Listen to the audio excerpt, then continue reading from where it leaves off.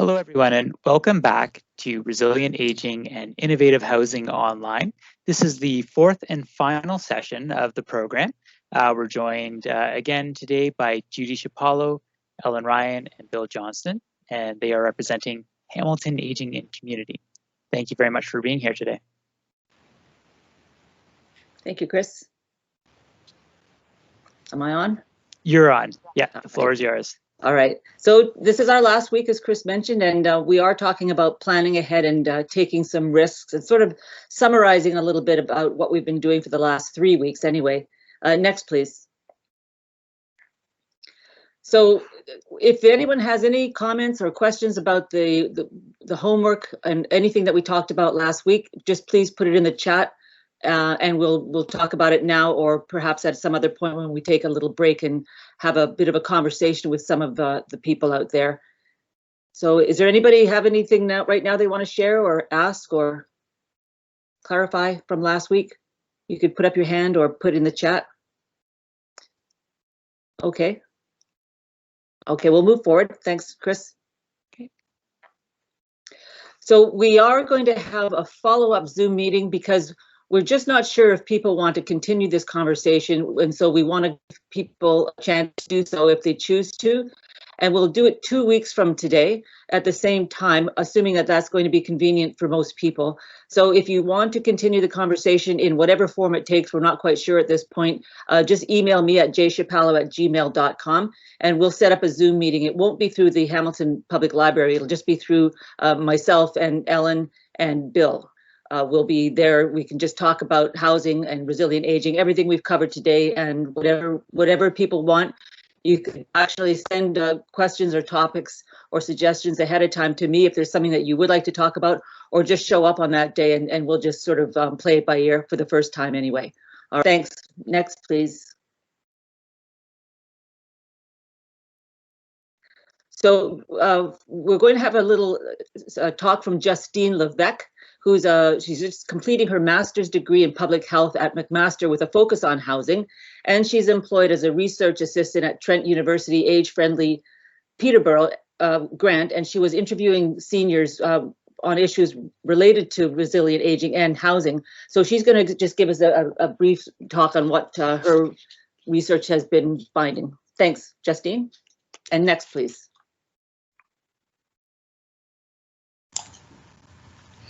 You want me to start? Yes, please. Sure, okay. Yeah, so as Judy mentioned, my name is Justine, and I am almost finished my master's in public health through McMaster. And for the past about 6 or 7 months, I've been working on this project through Trent University and Age-Friendly Peterborough, and it's called Social Isolation to Social Connection. Next slide, please.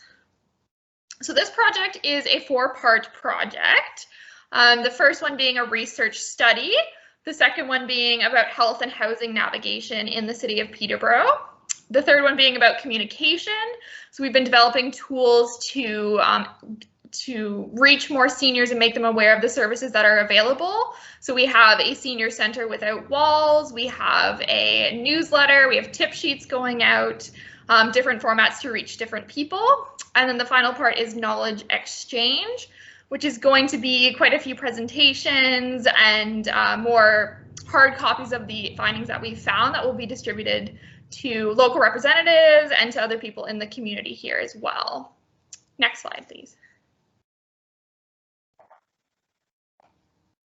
So for the rest of the presentation, I'm going to focus on part 1 and 2, the research study and the health and housing navigation piece of this project, because those are the two I've been most involved in. And the research study, it's funded through Trent University, and the objective of the study is to prevent and address social isolation among seniors and their caregivers during and after the COVID-19 pandemic. So as Judy mentioned, I have been interviewing seniors and their family and formal caregivers who live in the community in the city of Peterborough and the rural areas as well. And then we've also been looking at documents from all kinds of different local organizations and the different levels of government to see how those interact with social isolation as well. Next slide, please. So some of the main things that we've heard, we just wrapped up the interviews a couple weeks ago, and the health experiences that we've heard, the main one has been altered social relationships and loneliness, and that's from all three groups, from seniors, from family caregivers, and from formal caregivers. And that's both negative and positive. So a lot of people have described not being able to see their family and friends, but there's also been people who have said they've had more time to see their family and their friends, and that's benefited them. And then we've also heard things like mental strain, which includes stress and anxiety, and then distrust as well of others because you're not sure who they've been around, you don't know who their social contacts are, you're not sure if you're going to get the virus from someone coming into your house or not. And then the other thing we've heard too in terms of physical health is that a lot of seniors have experienced decreased mobility and physical fitness. And a lot of people, seniors, family caregivers, and even formal caregivers, have been missing their health appointments, their dentist appointments, optometry, things like that. And then in these interviews, we've also been asking seniors and caregivers what things could help them moving forward in the pandemic and then after the pandemic as well. And one of the things that we've heard a lot is they need more supports to age at home, and that is community-based health services like more PSWs, that's transportation options in rural areas so you can get to care organizations, and just things like that. And then, of course, because a lot of things have gone virtual, we've heard a lot about needing more technology support. So that includes distributing technology, but also helping seniors and their caregivers learn how to use different types of technology as well. And then one of the big ones is also more funding for home and community care services, both in urban areas and in rural areas. And in the rural areas, we're hearing a lot about intersections with transportation and with income and things like that from seniors as well. Next slide, please. And then in terms of the health and housing navigation, this is the part that's focusing mainly on the housing piece. And I've been working on this for the last few months. And the two main objectives in this is to identify seniors' health and housing needs, and then to also identify different practices that could be used to address social isolation among seniors. And I've been working on the demographic profile of Peterborough, which gives us a better sense of the population and what that's going to look like in terms of seniors in the next 5 and 10 years. And then we've also been developing a best practice or promising practices review. And this is focused mainly on housing options as well to try and address social isolation. But there's also things like transportation and social isolation initiatives that are on that review as well. Next slide, please. So with the demographic profile, the key things that came out of this is Peterborough is a really interesting population because they have 22% of their population is seniors, and this is the highest proportion of seniors in all of Ontario and all the cities in Ontario, and it's the second highest proportion of seniors in any major city in all of Canada. The only one that has more than that is Trois-Rivières, I believe, in Quebec. And this is only going to increase. So by 2040, almost 1/3 of Peterborough's population is going to be made up of seniors. And so knowing that the population is going to increase, the population of seniors is going to increase, the two main things that we identified that need to be changed in terms of health is there needs to be more accessible and more available healthcare services to help meet their needs. And this is particularly relating to home care services so that they continue to age at home. And then the second piece is more affordable housing and supportive housing is needed for seniors. And like Bill talked about last week with affordable housing, the average cost of homes in Peterborough has gone up $150,000 over the last 4 years. So it's a little bit lower than Hamilton's, and the average price is $430,000 for a home in Peterborough. And then as you can see on this table, in terms of renting, the rent increase in the last 10 years has gone up almost 22%, and household income has only gone up almost 2% in the same time period. So if incomes are not going to increase, then we need to make more affordable housing options. You have to address one of the two to try and meet those needs. And this is true not only for Peterborough, but for a lot of other cities as well. Next slide, please. And the Promising Practices Review, I just have a few things that we've listed from this review. As you can see, one of the housing options is co-housing. So that is one of the things we're going to propose through Age Friendly Peterborough to the different organizations to see if that is a viable option in Peterborough. And then we also have things like the home share programs. So you might have heard of Symbiosis program at McMaster. And that's one of the programs that I am really interested to see in Peterborough, because we have Fleming College and Trent University here where we could partner with to start one of those programs.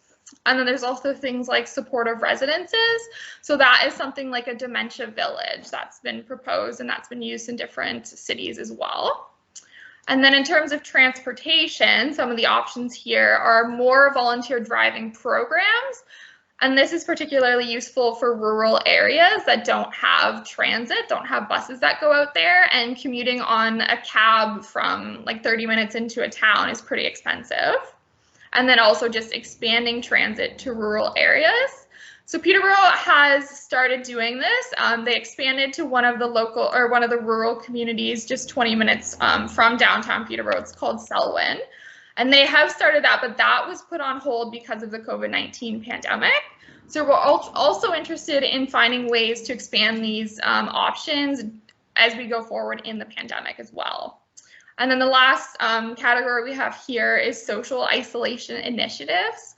And that's things like peer connector programs, therapeutic pet programs, and then also the system of social prescribing, which is where if you went to your physician, they could prescribe something other than medication. So they could prescribe like getting 20 minutes of biking in every day. And that could facilitate more social connection and more physical exercise and things like that. Next slide, please. And the next steps going forward is we're going to be finalizing our recommendations. So we've been doing focus groups with the participants to get their input on what we found and what we want to recommend in the city of Peterborough to make sure that we've accurately captured what they've described to us and that the things that we're proposing, those things would actually benefit them. And then we're going to be prioritizing the recommendations that we have. In terms of for the housing, the transportation, and those social isolation initiatives as well. And then we're working on knowledge exchange activities right now. I'm doing a presentation at McMaster in a couple of weeks about the project that I'm working on. And we're also doing a presentation to all of the members of Age Friendly Peterborough, because they're all involved with different organizations in the city as well. So we're trying to expand what we've done at Age Friendly Peterborough around the community to make short-term and long-term change. And then in the new year, they're going to be inviting some of the local representatives, so our mayor and the MP and the MPP, to listen to what we found and to get their input on the recommendations as well. So it's all really exciting, and I'm almost done. I'm done this project in December, but it's going to be continuing on after that. I think that's everything. You can go to the next slide.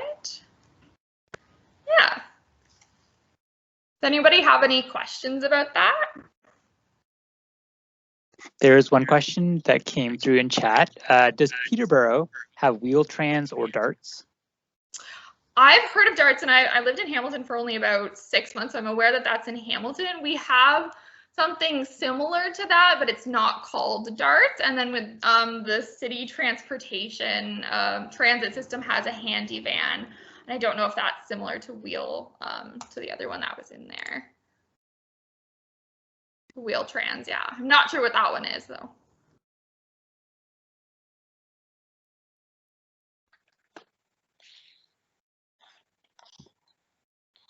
Can I ask a question, Justine? Yeah. Is Peterborough being used as kind of a model because of those demographic changes that you had talked? Like, is there a lot of research going on right now into? Yeah, well, because Peterborough there's such a high proportion of seniors here. Peterborough is actually classified on the World Health Organization as an age-friendly city. There's quite a few in Canada, but we were one of the first ones, especially in this area. So yeah, we are hoping to be a model for other communities, and that's also part of Age-Friendly Peterborough's kind of like mission, is to be collaborative, not only in the city, but also to inform other people as well.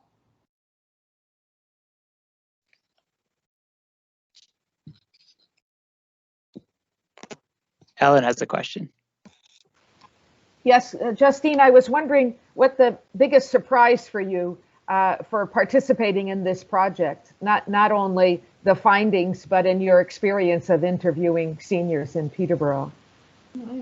Well, I was kind of pessimistic going into this because we were in like the height of the pandemic when we started this project. So I was thinking that we were going to hear all kinds of negative, like just negative stories about what seniors and their family members were experiencing. But we also heard a lot about resilience and about how they were coping, how they were able to cope on their own, and the strategies that they were using. So that was really great. And then we also heard the rural community. So we have 2 Indigenous communities in the county. And some of the people we interviewed there said that their community has just been amazing. Like they have this I don't know what you would call it, but they put colored paper in their windows because they're such a small community, and they're green, red, and yellow. So it indicates whether or not you need help in an emergency, and they used it during the pandemic. And I think that's just that was a really cool like strategy to use during the pandemic. Right. Yeah. Thank you. Yeah. Smart. And an excellent question. Is there a way to access your research or your study? So we will be posting everything, like there will be a publicly accessible report. And certainly if you want to email me, like I can send out my email and you can ask for that. And then it will be on, I believe, the City of Peterborough website once it's posted. And that's probably going to be in the new year once we finish everything.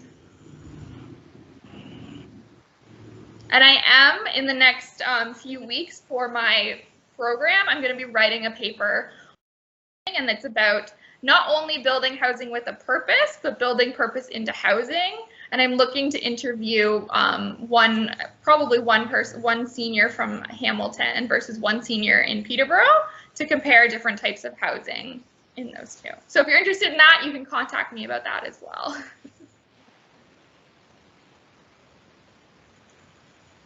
Okay, thank you so much, Justine. Yeah. Thank you. Yeah, that's fabulous work. And thank you so much for sharing.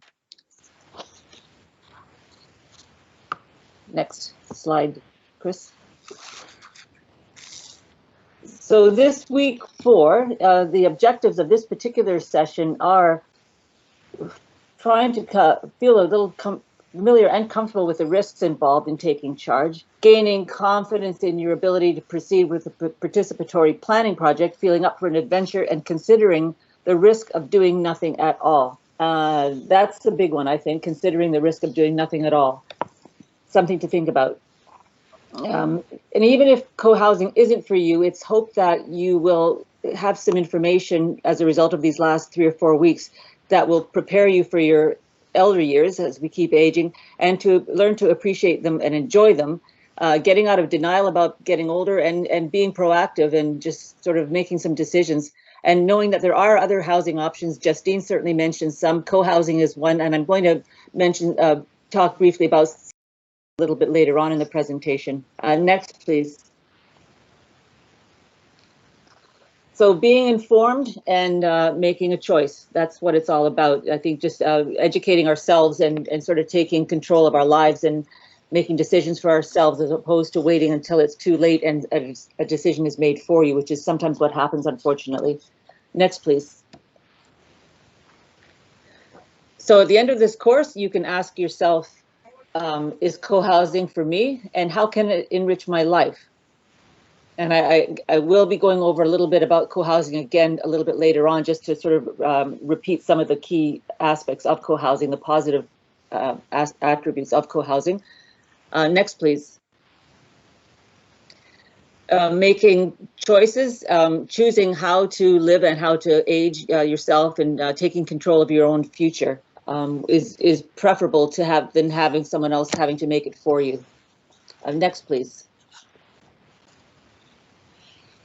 So Co-development is the developing seniors co-housing with you and not for you. That's the big difference, is that in co-housing, we're all part of the same, we're all part of the design and development process, which means that we have input into what the community is going to look like. And it's not just made for us by someone who thinks or perhaps doesn't really necessarily know what a co-housing community should look like and what's best for us as a group of older individuals.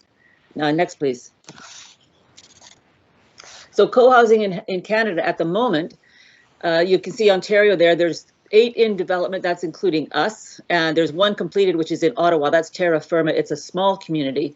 The most are in BC, as you can see, there's 8 in formation or in development, 5 under construction, and 11 are completed. In United States, there's a lot more. I'm not sure how many now, certainly 170 plus, I would say, completed co-housing communities in the United States. But we're getting there as the word spreads. It's becoming more of a sort of a well-known option. And in Europe, it's fairly common as well, especially in the Netherlands and in Scandinavian countries. Next, please. So I like this quote, "The future has a way of arriving unannounced." I know, I'm sure I shouldn't say everybody, but I certainly know that for me, it just sort of creeps up on you getting older. It just creeps up on you, and all of a sudden you look behind you and there you were, and now here you are. But it's all good. Next, please. So aging with grace. I'm going to age. I'm not going to stay the way I am now, and I'm prepared for it. Those are kind of important things to recognize, I think, and to try to come to terms with, as opposed to kicking and screaming or denying or just waiting to see what happens, and which is not necessarily the best approach. Next, please. Aging with spirit, making the unconscious conscious, becoming aware, bringing up things that perhaps you hadn't really wanted to think about and putting them out there and looking at them and examining them. Opening up, not being afraid to be vulnerable. That's, I think, when you find a group of people that you feel safe to communicate with, there's a lot of strength in numbers and a lot to be said for sharing and being heard, and other people of like-minded, same similar age or whatever, with the same concerns can speak to each other and open up about their stories and concerns and fears, and you feel like you're not alone as well, because sometimes we still sometimes think, well, I must be the only one that feels like that, but we're really not. There's a lot of people in the same boat, as it were. Staying in touch with other people is really important, as we know. And getting older is a fabulous opportunity for recreating yourself, especially if you're retired. You've got a lot of, well, presumably you have some time that you didn't have before, and you can really do whatever you want at this stage in life, to some extent, given certain limitations, obviously. It's important to socialize, stay connected, and be proactive. Next, please. So co-housing, there's a video, actually, a DVD that we have that's available to loan. It's 27 minutes long, made by Charles Durrett, and it is about the best of both worlds in co-housing, being the balance of privacy and community. That's kind of, I think a lot of people are still a little concerned that there's no privacy. Well, there is. There's plenty of privacy. You've got your own private little dwelling. You do with it in it what you want, and you come out and come and go as often as you please. It's just the community is there whenever you want it. I think part of the Danish model, when they started this program of basically what we're sort of teaching here, that they thought that it's good for seniors to take the time to process this material, so that you can then decide if aging in community might be right for you. You look at the advantages, and then you'll be better prepared to join a co-housing project if you feel like it is something that you might be interested in doing. And that's one of the reasons we're having the follow-up Zoom meeting in 2 weeks, is to continue this conversation. And at that point, it's pretty well it's just an open concept in terms of there's no agenda. There won't be any presentation. It'll just be complete. Anybody who asks questions, gives me questions ahead of time, those will certainly be addressed. And otherwise, it's just more or less a conversation, which is also similar to what we do going forward. Once a month, we have a sort of a informal meeting once a month called Coffee and Co-housing. And it's just very, very informal, casual, more just a conversation than anything. And then we also have Co-housing 101, which is more of a presentation.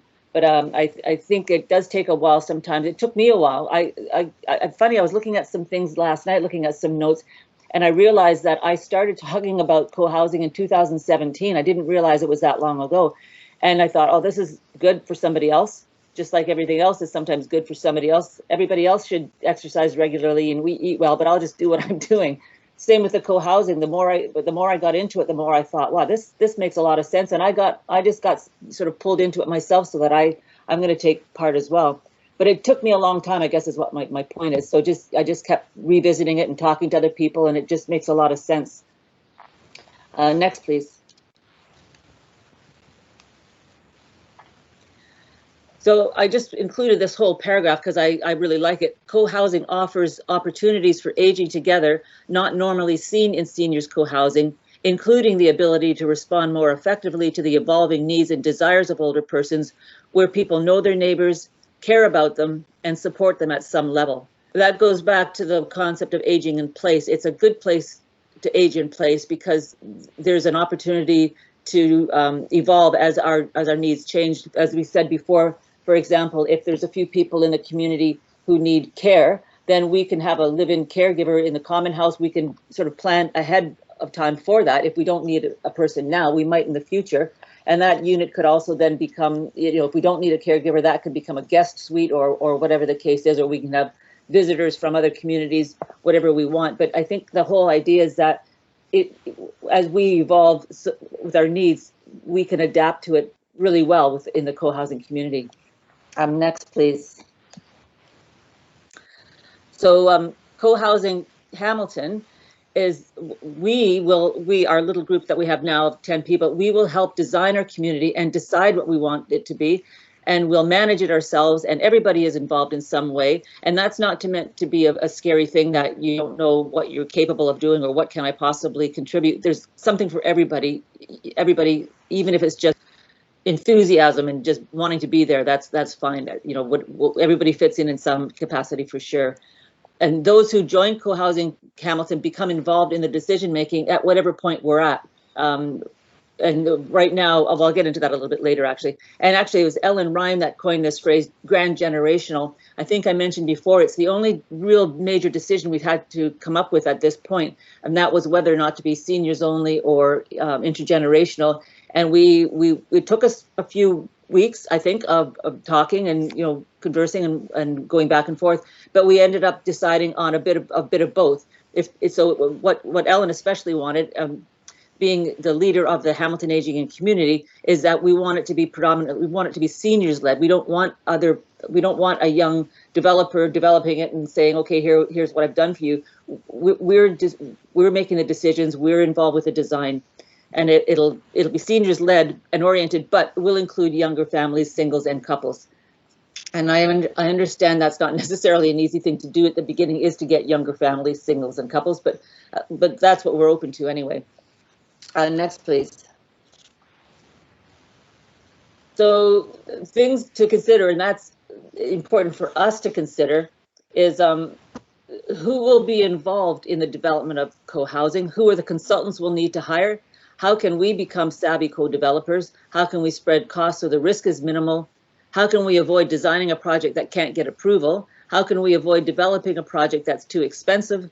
How do we hire competent professionals, and how do we fire incompetent professionals? These are things that we as a group will be we'll have to deal with going forward. But again, the strength in numbers, the wisdom of the group, the benefit of that means that we all have input, opinions. We all can make phone calls to other communities and to professionals and get advice and opinions, and we end up, it's like a very, very large communal project, which is exactly what it is. And we all have a part to play and contribute to it in some capacity.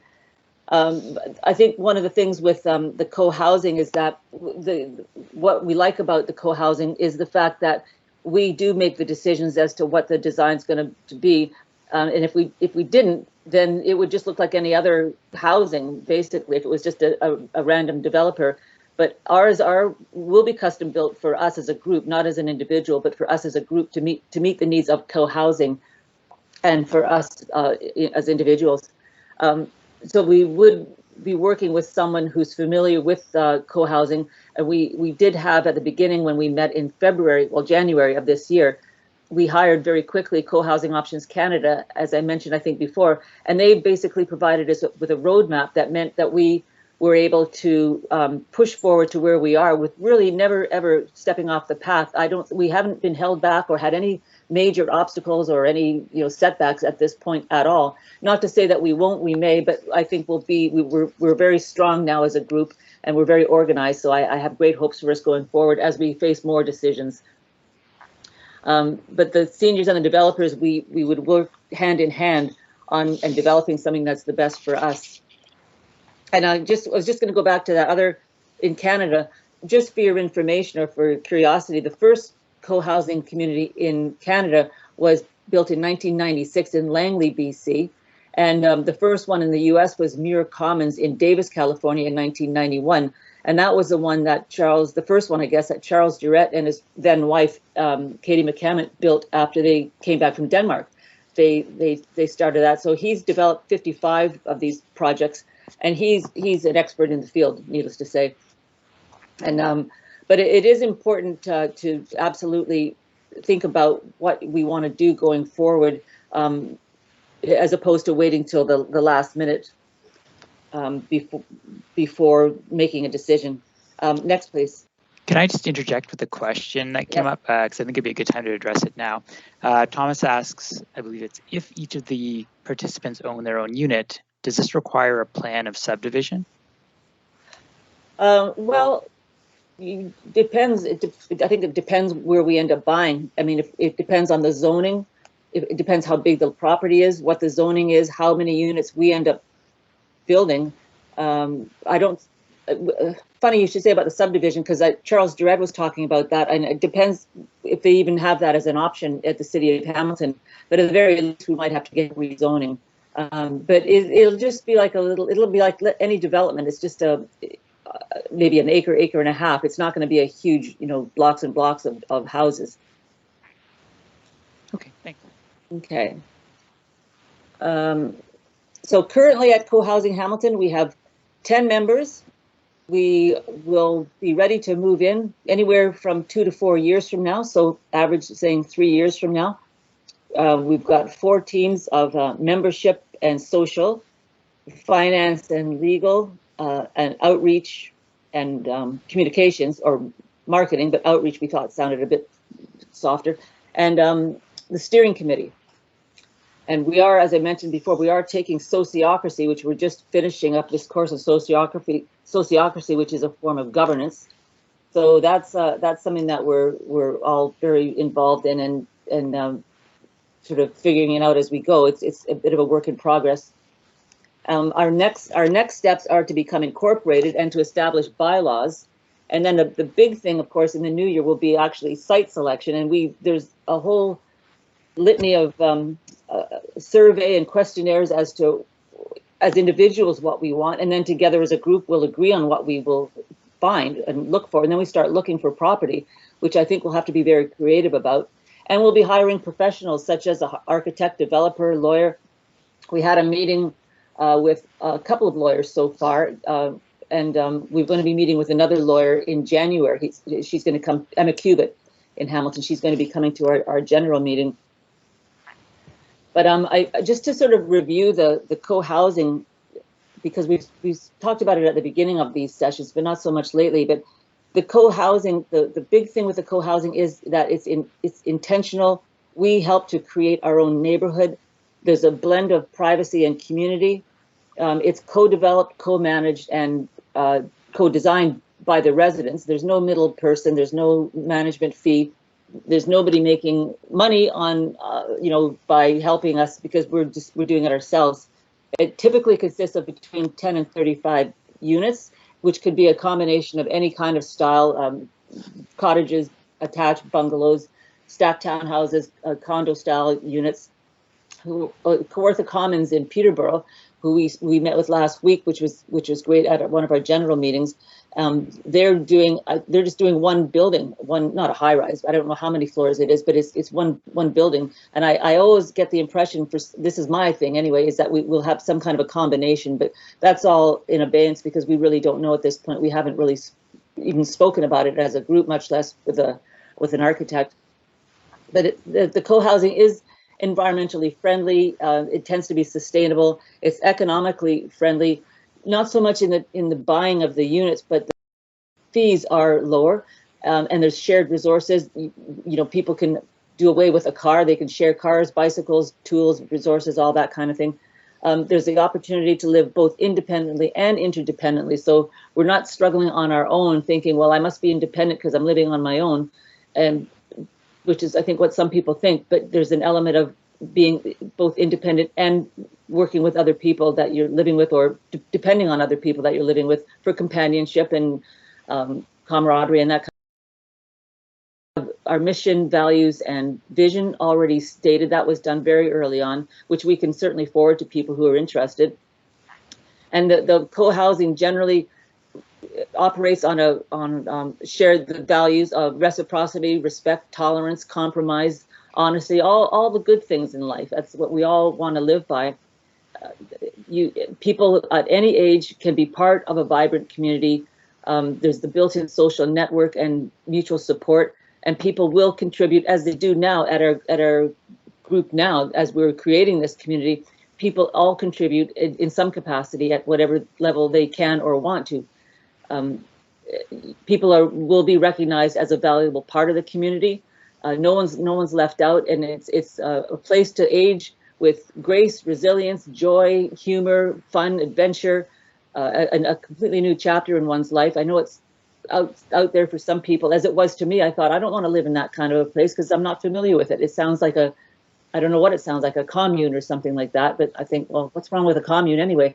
I have no idea. I've never lived in one. But it's just this whole notion that we're supposed to live in our own single family homes. And I guess that's kind of a bit of a expectation that we have on ourselves, that to be successful, that's what we need to be.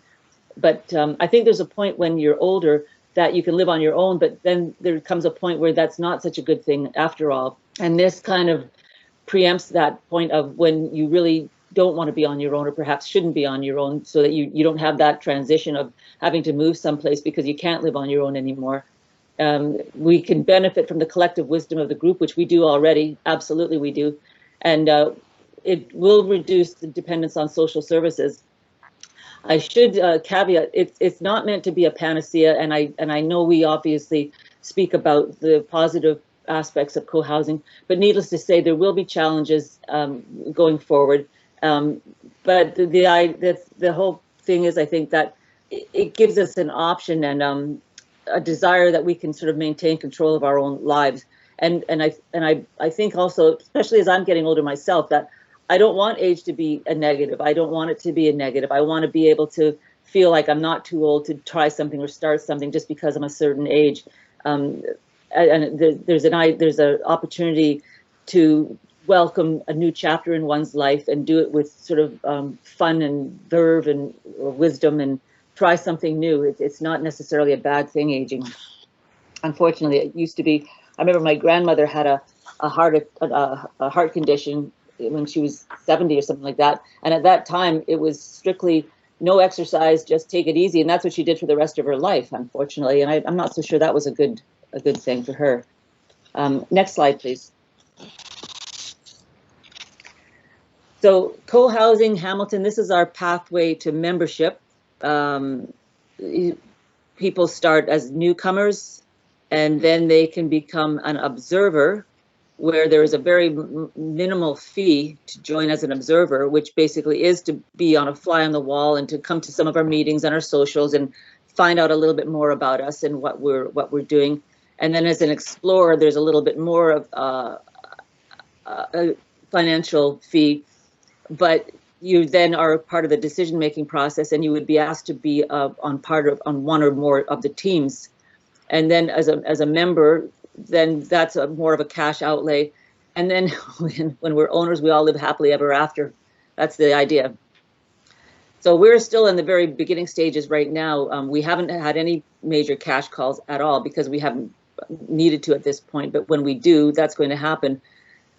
So it is definitely a work in progress, and we're all learning as we go as well, which is really truly does make it all part of the fun, because it's like we've all sort of linked arms and off we go forwards, and we really do have a lot of strength in our group for sure. Next, please. So building community.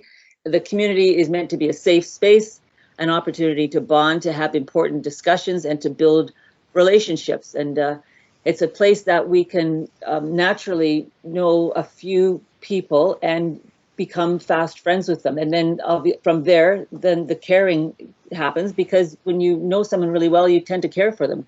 I'm finding that with a woman that I'm helping now. She's actually younger than I am. It's through Seniors for Seniors. She's younger than I am, but we're very different people. We're very different in many ways, but I see her regularly and we've become friends, and I do care about her. And I think, well, I know she does me as well, and we're really different, but it's just that proximity and the constant interacting with one another means that you do become friends. Next, please. So this again is a comment from one of the residents in a co-housing community, that we are all stewards in the ebb and flow of our living landscape, which allows us to know, therefore care, and therefore support each other without hindering each other's lives. To learn to grow old together is a natural part of life, more of a freeing experience than an encumbering one. And I guess it is a little bit like going back to the old small village or small community where people used to just naturally watch out for one another. And then the retirement homes happened, and older people kind of got shifted to one side, and the young people came barging in and took over. Well, we want to take back our independence and our ability to take care of ourselves to a large extent. Next, please. So you can just take a couple of minutes or a few minutes and just think of this as creative thinking, is what have you done in your life that used unconventional and creative tactics? So I'm just going to leave you for a couple of minutes to ponder on this, and I'll come back. Ellen, if you have anything to comment on, just by all means, just anytime, or you can ponder on this as well. I would just comment that my experience in co-housing has been, as one of the 10 members, has been very positive. Meeting only virtually, except for 2 outdoor meetings for what it's getting to be 9 or 10 months now, has been a highlight of my experience of the pandemic. While other people have been losing, we've been gaining because we've been working with our now good friends on co-housing. That's right. It's been an excellent opportunity for us to do that. So the co-housing is a little bit unusual in a way, but it's been done before many, many times, and it's absolutely something that can be done again. It's just a little bit different than moving to a condo or an apartment, and it takes a little bit to get sort of, well, for some people it takes a little bit more to kind of get into the idea. But if anybody has any comments or wants to put anything in the chat or raise your hand, I think Chris can monitor that. It seems, I remember reading someplace that it seems that people tend to take a lot longer planning their vacations than they do the last 1/3 of their lives sometimes. But I think what I like about this whole opportunity of even what we're doing right now, and even for me, funnily enough, even though, as I speak, as it were, that I realize that these latter years are an opportunity to be creative in ways that we never were before, and that we were able to craft our future and focus on values rather than material. And we just have to think, how do I want to live my later years? And do I want to be alone? A lot of people do. And to be honest, I'm not sure if that's necessarily a bad thing, because I think most people like to be alone at sometimes. But again, that goes back to the benefits of the privacy and community. So there's an element of just deciding if you want to have fun with other people and know your neighbors and care about them, and visit and have a lot of fun. It would be a bit like going back to the dormitory times of the university. But again, what's wrong with that? You're just older and wiser now, and don't take the chances that we took when we were younger. But you can have as much fun. There's no reason why not. We just think we can't, or somehow society tells us we can't have. You're not supposed to have fun, that much fun when you're older, but why not? Next, please. Unless anybody has any comments or anything. Couple of questions. Joanne asks, what are the other co-housing developments in Ontario? Oh, good question. The one that's completed. Where are, sorry. Yeah, the one that's completed is Terra Firma in Ottawa. It's very small apparently, but it still counts as co-housing. And the other ones are all in varying stages, as are we, which is London, Peterborough, another one in Ottawa, Sudbury. I knew this was going to happen. This is what happens when you get older. Come on, Ellen, help me out. Toronto. Toronto. Yeah.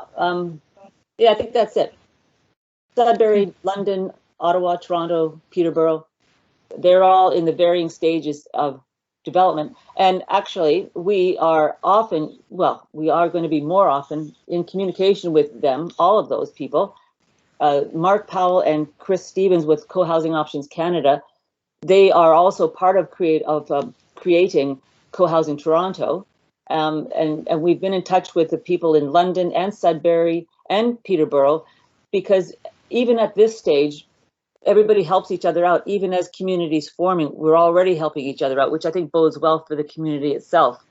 Kawartha Commons from Peterborough visited our group last week, and they were very kind. There was 3 of them, and we sent them our questions ahead of time, and we had a Zoom meeting for an hour, and they were extremely forthcoming with everything that they've done, what they would do differently. They'll share information with us, and we will do the same to other people, which is really a lovely feeling. It's not like it's a business thing where you can't possibly share secrets because someone else might find out. We want to share what we're doing, and we're hoping that other people will copy us. London and Sudbury and us and Hamilton, we're looking at combining something called a Getting It Built workshop, which is expensive, I suppose, a few $1,000s. And rather than doing it one each, we're going to hopefully combine so that we all share the costs. So we're already sharing costs, which is kind of interesting. What was the other question, Chris, or comment? Okay, a couple actually. Also Abbeyfield was mentioned as one of the ones there. So Decky Lee asks, could you explain more about the criteria to design with accessibility and disability, the percentage that seems to need to be considered for government approval? Well, that I'm not 100% sure about. The only man in our group at this point, we have spouses, but Ken is actually on our committee. He's been making some inquiries with CMHC and a couple of other outfits that with respect to funding in case we were to become either affordable, if we do include affordable housing, we're not sure what that would look like. But I don't know about the accessibility. I do know that my understanding is that the accessibility will be pretty well standard, because we will be taking into consideration universal design. One of the people who was with us from Kawartha Commons last week is an architect, and that came up, and it is kind of, I don't know about standard, but it is something that is definitely going to be considered. And I don't know how many units will be completely wheelchair accessible. We just haven't got to that stage yet at all. I don't know if that answers your question, Decky Lee, but it's something that's part of the design process, which we're just not there yet. But we'll definitely be considering that, because presumably as we age, we don't know what our accessibility will be. But I think the universal design addresses that to some extent, because even whatever it is now, my understanding from the universal design is that going forward, if one's needs change, the unit itself can be easily modified because it's already sort of built into the design of the unit. I don't know if that's answering it correctly or not, but I think so. I'm unmuted. I just remember in one of the other forums we've had, something being said about the criteria for high density housing that works for us. And also with that came some kind of criteria for disability and accessibility as well. I don't recall that, Decky Lee. I just don't. Okay. All right. don't. I'm sorry. I don't know if Ellen does or not, but I just don't remember that. No. The design issues are going to be dealt with in 2021. We've been too busy focusing on other issues so far. All right. Yeah, it is. Yes, we are interested in passive design and universal design, but we don't really know what those are yet for our community. All right, thank you. And Let then, me just, yeah, and sorry, again, let me just note that when the NDP unveiled their housing platform earlier this week, they said that they would mandate universal design, I'm guessing for all development, which seems to me the logical way to go, so that people can age in place wherever they are. absolutely, it makes the most sense for sure. What is universal design? So the idea is that you get really creative and plan your buildings so that they could ultimately suit pretty much everyone. And you design it in from the beginning. So you'd probably start, for instance, with, slightly wider doors, that kind of thing. I don't know what you do about things like counter heights and stuff. The same with lighting. Why shouldn't lighting be, high level? And apparently, according to a group in Toronto that's working on co-housing, it's not a lot more expensive if you do it from the beginning.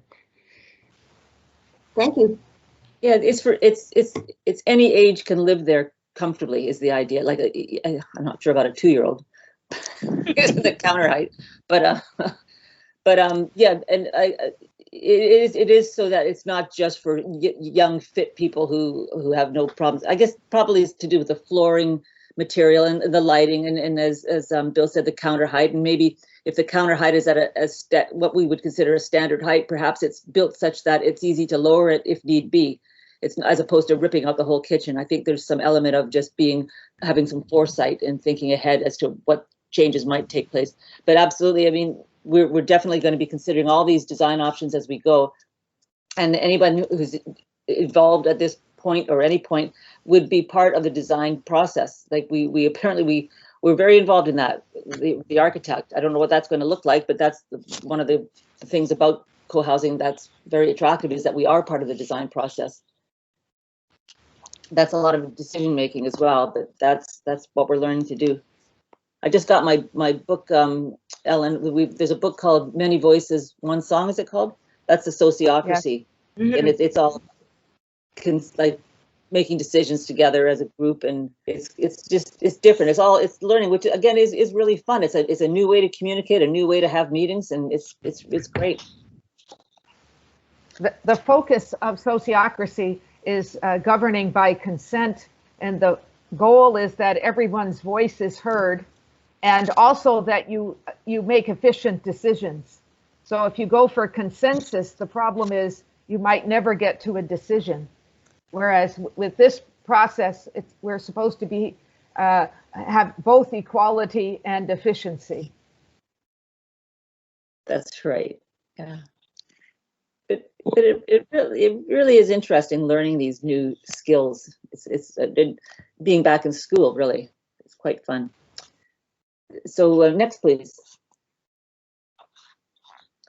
So other housing options. Some of you probably know or have heard of Jocelyn Weatherby. She was in our group for a while, but then she opted out and she's back to where she has been for a long, long time, which is more to do with co-ownership, which is more like the Golden Girls model in a way, or renting. Well, maybe one person owns the house and 2 or 3 other people rent some of the rooms, whatever that looks like.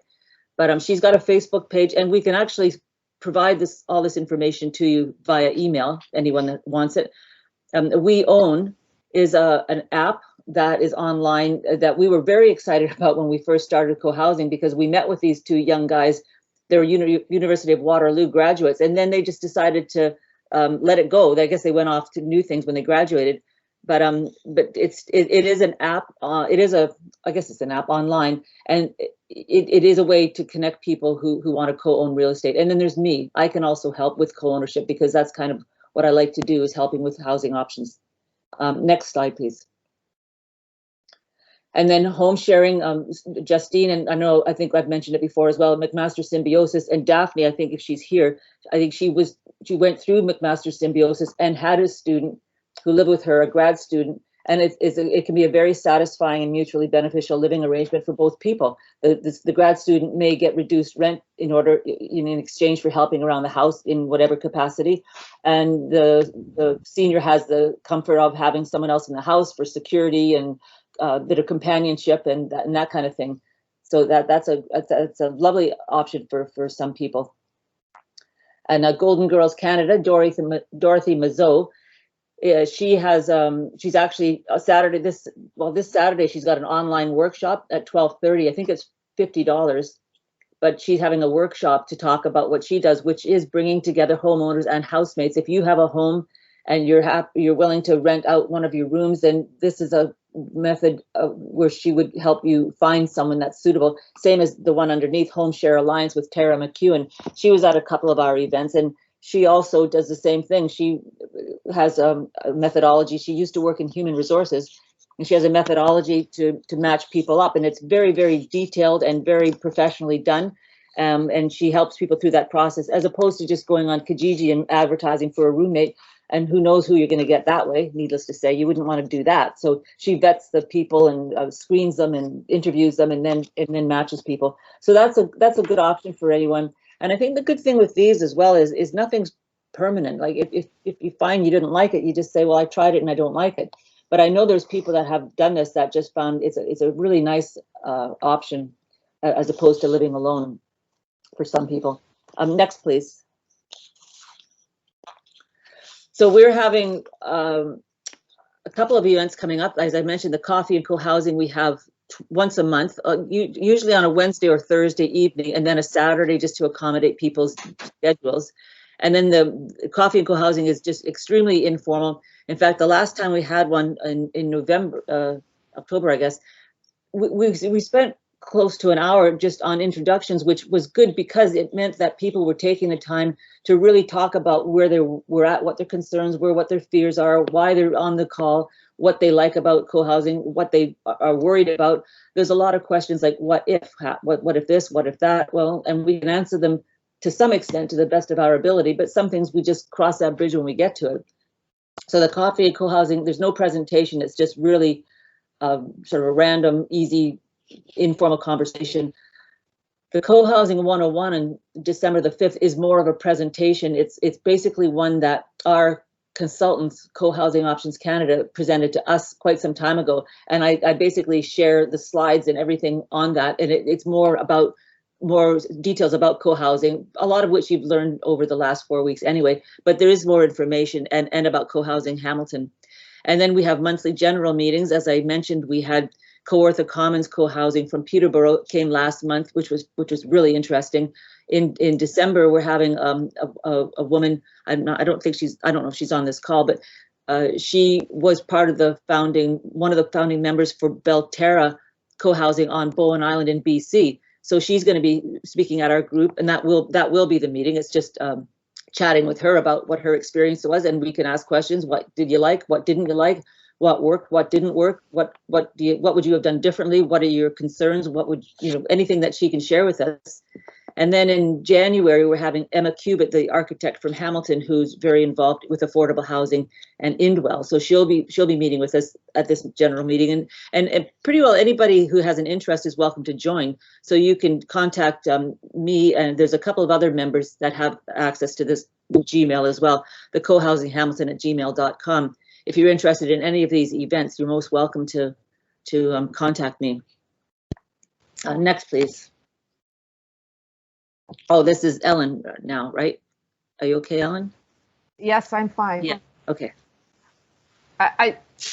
This is a chance to focus on some more about resilient aging. Hamilton Aging in Community is a collection of volunteers, and we present educational events like this course that you've been taking. And I just want to tell you some more about resilient aging by highlighting two of our upcoming events. This one is our dementia workshop. We've done it in person twice in the last 5 years. Now we're moving to a virtual presentation, as everybody is. the focus is on strengthening connections for dementia families through faith communities. So we introduce information through the Alzheimer's Society about communication difficulties that people with dementia usually experience, and about caregiving difficulties that families have, and suggest ways in which faith communities, churches, temples, synagogues, can assist their congregants when they're going through these experiences. That assistance can be at services when we get back to in-person services, but also helping people access ongoing groups, spelling the caregiver while they to take part in one of the church groups, and enabling people with early and even mid-stage dementia to continue in some of their roles, for example, being the greeters at the potluck supper and that kind of thing. So that's something that will be taking place December 7th. Everybody's welcome. The next item, next slide, is something that we had planned for the Central Library in mid-March, and you know that everything crashed then. We're now going to do it 10 months later, January 31st. On the Zoom, of course. Oh no, this one will be with the same system with the public library. So Chris is going to MC it for us. Hamilton Aging and Community is doing it with the Muslim Association of Hamilton, presenting a panel on the topic of supporting Hamilton's Muslim seniors and their families. So I was just working yesterday with the main representative from the Muslim Association, and she is full of great ideas about how this can be a really insightful and mind and enlarging experience for everybody involved. She's going to have a lot of Muslim seniors taking part, and a number of Muslim leaders giving suggestions. And we're hoping to get somebody from the Age-Friendly Hamilton, the city, responsibility to provide some input about city services and how they might be more accommodating for Muslim seniors. And then the next slide is just reminding you, as I've mentioned earlier, that with Hamilton Public Library Online, I usually give some workshops in the spring and in the fall on writing. Topics I've done in the past, I haven't thought about it yet, but for what will come up in spring and fall 2021, but I've done the art of memoir a number of times, journaling for resilient aging, and writing about our travels, which Daphne mentioned last time might be a good topic. I've done that once, could repeat it. So if you've got requests for topics for the coming spring or fall, you can send them on to me. And the next slide, there have been a number of chat questions about home sharing. Oh, is there one on home sharing before that? No, I didn't see another one, Ellen. Okay, all right. Sorry. Then we'll go on to the next one, which is the village to village model. This is an aging in place support. Villages can form in any town. The first one was in Beacon Hill, Boston, maybe 15 years ago, where a couple thousand seniors paid a membership fee and ran their own organization to provide help as needed. So the people join as volunteers and exchange and sometimes pay forward. You volunteer and then you receive help from other members in the organization. There's a small membership fee. And if you're big enough, like the several thousand, you can do this with only 10 members.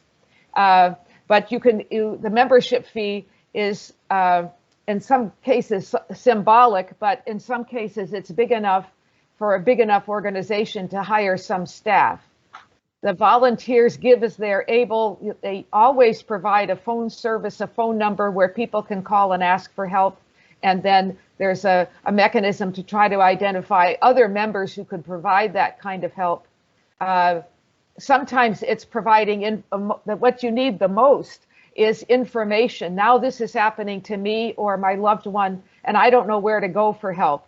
So sometimes it's a ride. Well, we can arrange a ride for when you're going to your doctor's appointments, but it also might be, I need respite. I'm taking care of my spouse and I need an afternoon a week to go and do errands, etc. Sometimes volunteers can do that, but other times you actually need physiotherapy. You need a handyman to fix the windows that are cracking. You might need somebody to help you with your roof. You might need someone to see about your feet. And so what they do is maintain an information service about where to go. The ones that are big enough get discounts. So you can go to these 3 places for handymen. We've had good reviews from our members, and they'll give members of our group a 20% discount. So they just organize to support each other. It's a kind of insurance system, but it's based on a lot of volunteer work. And Village to Village Network, the website is there, provides organizations. So if you want to do this, you don't have to invent everything yourself.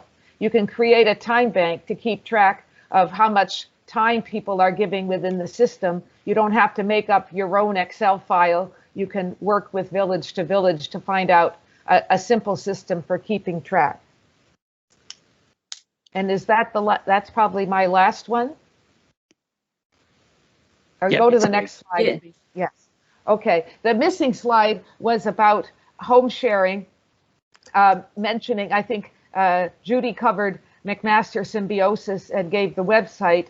The other very important resource, which will be on the resource list you'll receive shortly after we finish today, on the resource list is the Halton Home Sharing Toolkit. And for that, with that, it's a 25-page PDF that you can download. A person with a home can go through that to help them find the right home seeker for a good match. So some of those programs that you pay for have very sophisticated matching systems, but this is one based on community matching programs that have been used in North America. And it's a pretty good start to identifying whether you are a person who is able to share. Not every personality can share their kitchen.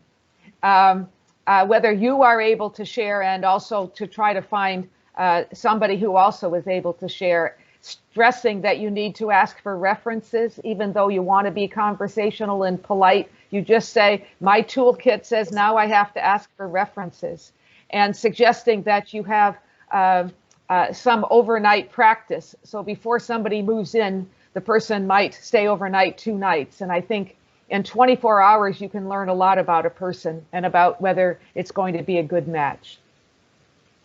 And yeah, so those are my comments. Thank you, Judy, for giving us such a good course. That's great, Ellen. Yeah, I know somebody that I think you might, go back on, Chris. Sorry. That's good. I know somebody as well, Ellen, that had sort of a surprise guest stay with them. You know the same person, I think. And it was someone that ended up staying with her that wasn't really planned, but it ended up being a good thing until it came to the cooking, because this person apparently cooked whatever it was that they cooked was not pleasant for the homeowner. And it's something you wouldn't think about. I wouldn't think about it anyway. I don't know what it was that she was cooking, but it was something that was an odd. I don't know what it was. Do you remember? It was the keto diet, and everything had to be cooked in hot oil at a very high temperature. So the whole home became oil emulsified. Yeah. And I think it was somebody was mentioning as well once that, you know, you can often meet someone and first impressions can be incredibly favorable, and you think, oh, I like this person, you're hired, or you can live with me or whatever. But first impressions are not always correct either, are they? If you dig down a little bit deeper, there's a different person under there. So I think that was part of what Ellen was saying, is you really have to do your due diligence and keep digging. Just don't say, oh, I'm good now, because you think you know someone. You don't. You have to keep going to find out about what do you cook, and what about pets and smoking and so many different things. But thanks for that, Ellen. That was great. And this Engage Hamilton is something that the City of Hamilton has an interactive online space for public engagement, coming up today. Oh, that's tonight. I just realized that. Tonight at 7 o'clock, I'll be there. They're having a talk on second dwelling units, which I'm really interested in, because there's people that have these fantastic spaces in their houses that they're not permitted to use legally because of zoning, but they're really, I think Hamilton really is trying to get up with the program and change that with respect to zoning. So they're looking at the zoning bylaw to permit these second dwelling units in homes. So there's 2 virtual meetings, one tonight at 7 o'clock and another next Monday, the 16th from 1 to 2:30. And if you go onto that website, engagedhamilton.ca, they've got a lot of other programs that you could be involved in or find out about, such as the COVID-19 and the peer aid at Bayfront Park and anti-racism and youth engagement and all sorts of things, the downtown and community renewal plans and any number of things. So that's just some information going forward if you want to try to find out what's going on in the city of Hamilton. Next, please. Sorry, Judy, just before you go, the presentation on secondary suites is actually part of a consultation that the city's doing around the rules that will apply. So those rules will help determine whether or not, for instance, your house or mine will actually be able to have a legal secondary suite. So they're seeking input at this point till the end of November. So it's potentially, and the city sees it as an important way in which they can both provide more rental housing, make it easier for people to stay in their homes by having extra revenue, making it for people who are looking for a lower cost rental. So it's a really important initiative. Right now, the city zoning bylaw in most parts of the city makes it almost impossible to have a legal secondary suite, and they're looking to very much reverse that. So it's very much, it's important that people participate, especially people with the interest in, in seniors housing. It's an option for people who have a home. Yeah, that's and in affordable housing. It could be. It definitely could be affordable. And it could also be like somebody from your family. So it's a way of living. And this could be either in your home, like an attic or a basement suite, or it can be behind your home in your backyard. So it's also a way in which families can have a family member living near them, very near, but not with them, because it's a separate suite. So it's a great option. Right. It You sure can build is. a tiny house in your backyard. That's Yeah, absolutely. That'd be awesome. So I don't know that we need to go into other housing options, which is something I was going to do, because I think everybody knows the other housing options other than the home sharing and co-ownership we were talking about, such as staying in your own home, and what are the pros and cons of staying in your own home.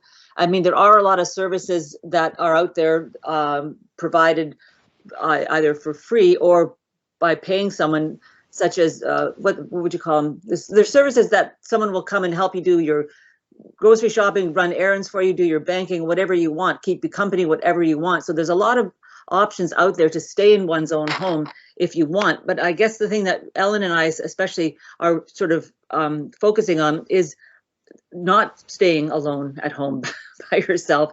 But having said that, there is a time when that's what you want to do, I think, and that's fine. I don't think there's anything wrong per se with it. It's just good to know that there are options out there, that if you think, I don't want to live by myself, but I don't know what to do. Well, there's a lot of options out there that you don't have to live by yourself.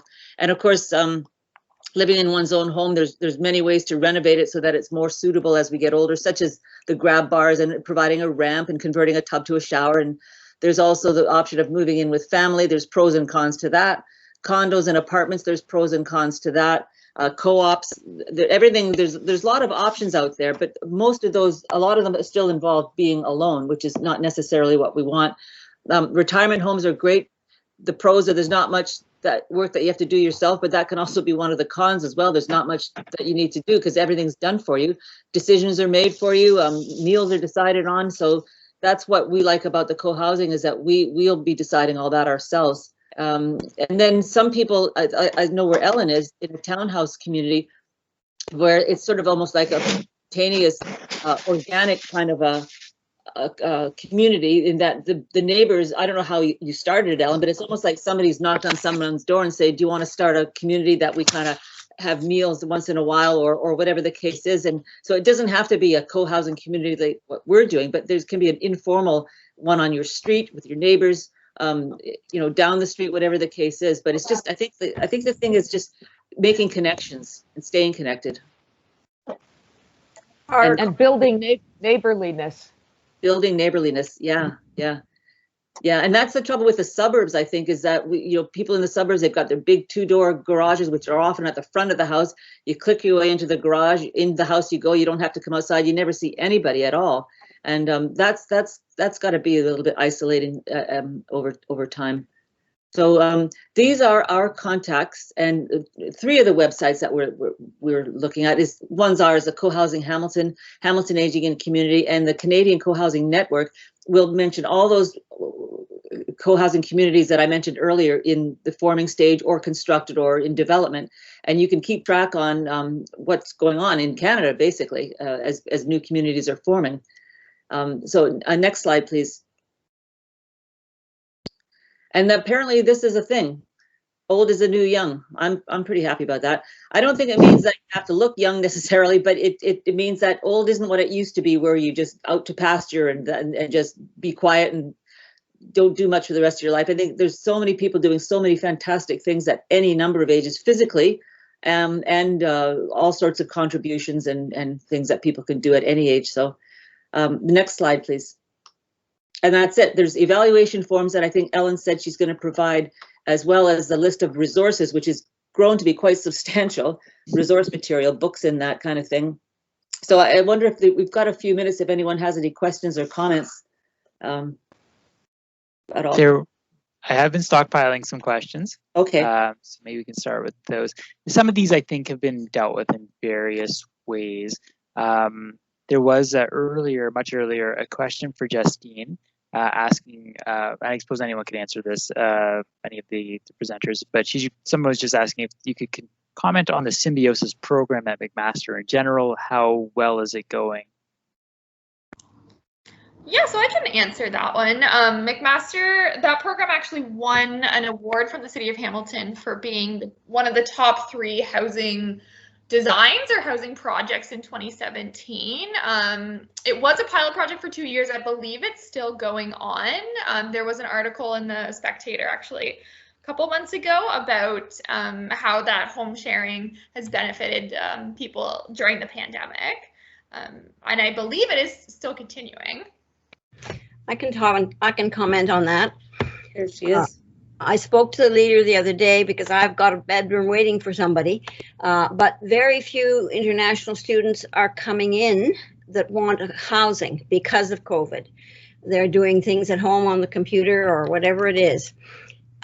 So it's not as functional now as it used to be, but boy, it was lovely when I had my student here. She went home last February. Thank you, Daphne. Mm-hmm. There was an event some time ago where they had a few matches, such as Daphne and her student and some others, and you could just tell that they were really close. They were really good friends. It was a lovely thing to see. It was just as it was supposed to be. It was beautiful to see, and they were just sort of making comments as to what the experience was like for them, and it was very positive.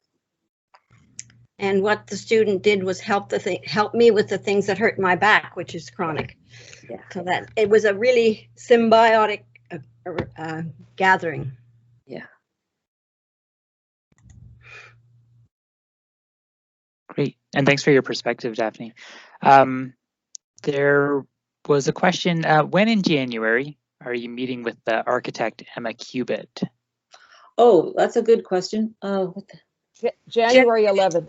January 11th.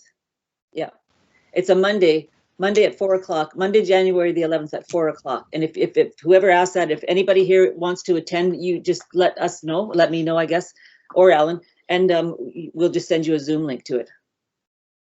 Great. Yeah. Sorry, I was just left over. Was somebody going to speak? Okay. Another question. Earlier, it was mentioned that there was going to be a McMaster conference, and the question just was it accessible to us, and is there a way to learn more? And I think, Ellen, you may have addressed that in the comments earlier. I can't remember. I don't know which conference Justine was mentioning. Yeah, so it's called the McMaster Public Health Student-Led Conference. So it's the program I'm in. We put on this conference every year. I can definitely have Chris send out the link to register. The last day to register for it is tomorrow by midnight, and you can take a look at it. The theme is public health in the time of climate change, and then the poster I'm presenting is about the project I just presented. So there's about a half hour there where posters are presented as well, so you can see those. And it's free to attend. Excellent. Thank you. I will send that out. Okay. Chris, you could yes. It could invite Sheila to make her announcement about the affordable housing group. Yes, sounds good. Sheila, did you want to speak up about it, or I can just read it out if you'd prefer? Sure, I can talk about it. I want to be a little more proactive in trying to find out what's out there as far as affordable housing for seniors and others too. So there are two of us so far who are in our informal group, and it's essentially just to get together either by Zoom. We may get together in person as well, socially distanced in Hamilton, tentatively sometime in December, just to share what we've found, what we've each found so far, and to share ideas and help support each other in pursuing what options are out there. And yeah, so anyone's welcome to join us. I put my email in the chat there. And yeah, email me. And I forget the date that we plan to get together in December. I think it's sometime in the second week, but that's flexible. We can change that depending on how many are joining us and what their schedules are. So yeah, I don't really know. I mean, I've got some resources that I've gathered over the years and some ideas, but I'm really open to other ideas too, because I think it's challenging out there right now for everyone, and so I think there are some good solutions that are out there that maybe we don't know about and that we can share with each other. And this workshop's been really great for helping with that too. So thanks, Judy and Ellen and Daphne and everybody for bringing all of these things to our attention. Okay, I gotta go. Thanks for that, Sheila. That's excellent. I love that. And I'm sure Bill and Judy and also Ken Titchler from Cohousing Hamilton will be interested in what you're learning and can send you some resources too. Yeah, I'm glad to hear that, Sheila. That's great. It's very exciting for us to have a spin-off group. Or a lead up. Okay, done. Chris? Okay. Yeah, I think that I'm just going to see no further questions coming in. We can just remind people that of the invitation that will be in an email, the invitation to join us 2 weeks from now at the same time, just to chat about the issues raised in the course. Exactly right. Yeah. Will there be, Chris, will you be sending out that link, or is that going to be through your group? We'll send out a Zoom link for that meeting. We're splitting off the library. Sorry. It'll just be us. It'll be our group. So if you're interested in that and you haven't sent your email address to Ellen or Judy yet, please do that. They will include you for sure. And I will be sending out resources, the resource list, the conference link, and whatever else to anyone. Evaluation form. Evaluation form. Thank you for reminding me. Yeah. Okay, well, if there's nothing else, unless there's anything last minute, then we certainly want to thank you for your attendance. And I certainly enjoyed this. I hope you did as well. And we look forward to your evaluation forms because it's the first time we've actually presented this. So if you have any feedback, anything that you could think that we could help us for the next time, if we do this another time, then by all means, please include that. And other than that, just stay connected. And anything else, Ellen? No. All right. Take care. Yeah, thank you so much. Enjoy your resilient aging in community. Yeah. And obviously just reach out anytime if you have any questions and anything at all. But it's been lovely not quite meeting everybody, but knowing that you're there. So thank you so much, everybody. Okay, bye-bye. Thanks, everyone. Nice Have to a great meet day. you all. Bye. Bye.